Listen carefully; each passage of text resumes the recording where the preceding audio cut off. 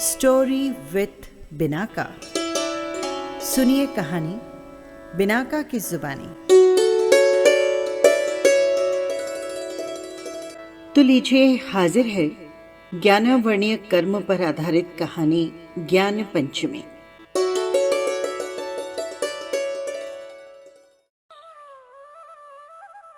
भारत खंड में अजित सेन राजा राज्य करता था।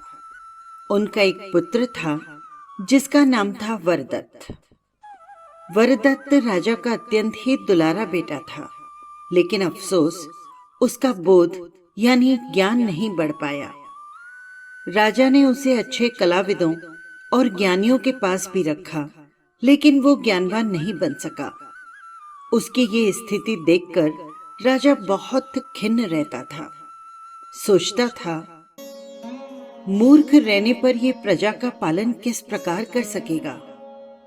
राजा अजित सेन ने सोचा, मैंने पुत्र उत्पन्न करके उसके जीवन निर्माण का उत्तरदायित्व अपने सर पर लिया है। अगर इस दायित्व को मैं नहीं निभा सका तो मैं पाप का भागी हो जाऊंगा। इस प्रकार सोचकर राजा ने घोषणा करवाई, जो कोई विद्वान राजकुमार को शिक्षित कर देगा उसे यथेष्ट पुरस्कार दिया जाएगा। मगर कोई भी विद्वान ऐसा नहीं मिला जो उस राजकुमार को कुछ सिखा सकता। लाखों प्रयास के बाद भी राजकुमार कुछ न सीख सका। उसके लिए काला अक्षर भैंस बराबर ही रहा।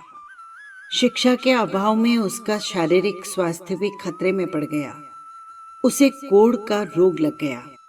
लोग उसे घृणा की दृष्टि से देखने लगे। सैकड़ों दवाइयां चली पर कोढ़ न गया। ऐसी स्थिति में भला उसका विवाह संबंध कैसे हो सकता था? कौन अपनी लड़की उसे देने को तैयार होता? उसी काल में सिंहदास नाम का एक सेठ था। उसकी लड़की गुणमंजरी को भी देवयोग से ऐसा ही रोग लग गया और वो भी कोढ़ से ग्रस्त हो गई। इतना ही नहीं, वो लड़की गूंगी भी थी। उस समय आज के समान गूंगों, बहरों और अंधों की शिक्षा की सुविधा नहीं थी, अतः वो पढ़ ना सकी। और यही कारण था कि कोई लड़का उस लड़की के साथ संबंध करने को तैयार नहीं हुआ। गूंगी और सदा बीमार रहने वाली लड़की को भला अपनाता भी कौन? एक बार भ्रमण करते हुए विजयसेन नामक एक धर्माचार्य वहां पहुंचे। वे विशिष्ट ज्ञानवान थे और दुख का मूल कारण बतलाने में समर्थ थे। वे नगर के बाहर एक उपवन में ठहरे। ज्ञान की महिमा के विषय में उनका प्रवचन प्रारंभ हुआ। उन्होंने कहा, सभी दुखों का कारण अज्ञान और मोह है। जीवन के मंगल के लिए इनका विसर्जन होना अनिवार्य है। आचार्य महाराज की देशना जब पूरी हुई तो सिंहदास श्रेष्ठी उनके पास पहुंचे और उन्होंने प्रश्न किया, आचार्य श्री, मेरी पुत्री की इस अवस्था का क्या कारण है? किस कर्म के उदय से ये स्थिति उत्पन्न हुई है? कृपया मुझे विस्तार से बताएं। आचार्य श्री ने उत्तर में बतलाया, इसने पूर्व जन्म में ज्ञानवर्णीय कर्म का गाढ़ बंधन किया है, जिसका वृतांत इस प्रकार है। सेठ जिनदेव की पत्नी थी सुंदरी, जो कि 5 लड़कों और 5 लड़कियों की माता थी। सबसे बड़ी लड़की का नाम था लीलावती। घर में संपत्ति की कोई कमी नहीं थी, लेकिन उसने अपने बच्चों को इतना लाड प्यार किया कि वे ज्ञान प्राप्त नहीं कर सके। सुंदरी सेठानी के बच्चे समय पर पढ़ते नहीं थे। वे बहानेबाजी किया करते और अध्यापक को उल्टा त्रास देते थे। जब भी कभी अध्यापक उन्हें उपालंब देता या डांटता तो सेठानी उस पर चिढ़ जाती। एक दिन विद्यालय में किसी बच्चे को सजा दी गई तो सेठानी ने चंडी का रूप धर लिया, पुस्तकें चूल्हे में झोंक दी और दूसरी सामग्री नष्ट भ्रष्ट कर दी। उसने बच्चों को सीख दी, देखो बच्चों, शिक्षक इधर आए तो लकड़ी से उसकी पूजा करना। हमारे यहाँ किस चीज की कमी है जो इन पोथियों के साथ माथापच्ची की जाए? कोई आवश्यकता नहीं है पढ़ने लिखने की। सेठानी के कहने से लड़के पढ़ने नहीं गए। 2-4 दिन बीत गए। शिक्षक ने इस बात की सूचना दी तो सेठ ने सेठानी से पूछा। सेठानी आग बबूला हो गई और बोली, मुझ पर क्यों लांछन लगाते हो जी? तुम्हारे लड़के, तुम्हारी लड़कियां, तुम जानो और तुम्हारा काम जाने। पति पत्नी के बीच इस बात को लेकर खींचातानी बढ़ गई। खींचातानी ने कलह का रूप धारण किया और फिर पत्नी ने अपने पति पर कुंडी से प्रहार कर दिया। आचार्य श्री बोले, गुण मंजरी वही सेठानी सुंदरी है। ज्ञान के प्रति तिरस्कार का भाव होने से इस जन्म में उसने गूंगी के रूप में जन्म लिया है। राजा अजित सेन भी आचार्य श्री के पास आए और उन्होंने भी अपने पुत्र वरदत्त के पूर्व जन्म का वृतांत पूछा। बोले, आचार्य भगवान, अनुग्रह करके बतलाइए कि राजकुल में उत्पन्न होने पर भी मेरा पुत्र निरक्षर और कोढ़ी क्यों है? आचार्य श्री ने अपने ज्ञान का उपयोग किया और कहा, राजन, वरदत्त ने भी ज्ञान के प्रति दुर्भावना रखी थी। इसने पूर्व जन्म में ज्ञान के प्रति घोर उदासीनता की वृत्ति की। ये श्रीपुर नगर में वसु नाम का एक सेठ था। उसके 2 पुत्र थे, वसुसार और वसुदेव। वे दोनों कुसंगति में पड़कर दुर्व्यसनी हो गए। शिकार करने लगे, वन में विचरण करने लगे और निरपराध जीवों की हत्या करने में उन्हें आनंद आने लगा। एक बार वन में सहसा उन्हें एक मुनिजन के दर्शन हो गए। पूर्व संचित पुण्य का उदय हुआ और संत का समागम हुआ। इन कारणों से दोनों भाइयों के चित्त में वैराग्य उत्पन्न हो गया। दोनों पिता की अनुमति प्राप्त कर दीक्षित हो गए।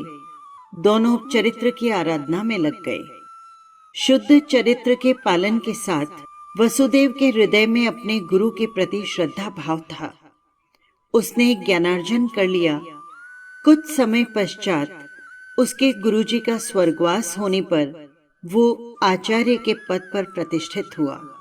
शासन सूत्र उसके हाथ में आ गया।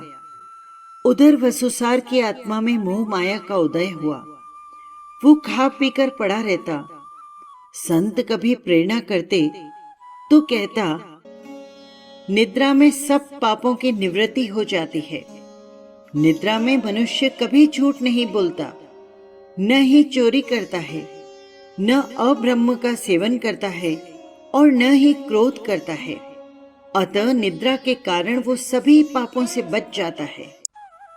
इस प्रकार की भ्रांत धारणा उसके मन में बैठ गई। वसुसार अपना अधिक समय निद्रा में व्यतीत करने लगा, जबकि वसुदेव ने गुरु भक्ति के कारण तत्व ज्ञान प्राप्त कर लिया था। अतः वो आचार्य पद पर आसीन हो गया। जिज्ञासु संत सदा उसे घेरे रहते। कभी कोई उससे वाचना लेने आता तो कभी कोई शंका के समाधान के लिए। उन्हें क्षण भर का भी अवकाश नहीं मिलता। प्रातः काल से लेकर सोने के समय तक ज्ञानाराधक साधु संतों की भीड़ लगी रहती। मानसिक और शारीरिक श्रम के कारण वसुदेव रात तक थककर चूर हो जाते। सहसा उनको विचार आया, छोटा भाई वसुसार ज्ञान नहीं पढ़ा, वो बड़े आराम से अपने दिन गुजारता है। मैंने सीखा, पढ़ा तो मुझे क्षण भर भी आराम नहीं। विद्वानों ने ठीक कहा है, पढ़ने से तोता पिंजरे में बंद किया जाता है और नहीं पढ़ने से बगुला स्वच्छंद घूमता है। मेरे ज्ञान ध्यान का क्या लाभ? अच्छा होता भाई की तरह मैं भी मूर्ख होता तो मुझे कोई भी हैरान नहीं करता। कहा जाता है कि इस प्रकार ज्ञानाराधना से थककर उसने लगातार 3-3 दिन के लिए बोलना बंद कर दिया। कर्मोदय के कारण वसुदेव के अंतःकरण में दुर्भावना आ गई। उसने ज्ञान की विराधना की।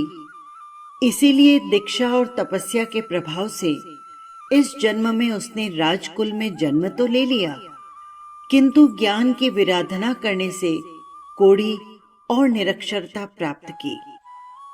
ये सब बताकर गुरुदेव ने कहा, कार्तिक शुक्ला पंचमी के दिन यानी ज्ञान पंचमी को ज्ञान की विधिवत आराधना करने से और ज्ञान की भक्ति करने से जहाँ एक और ज्ञानावर्णीय कर्म से हम मुक्त होते हैं, वहीं पर कोढ़ रोग भी नष्ट हो जाता है।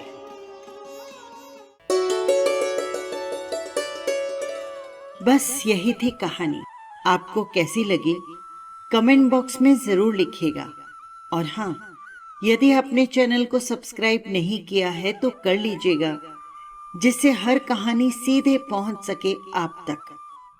फिर मिलेंगे किसी नई कहानी के साथ। जय जिनेंद्र।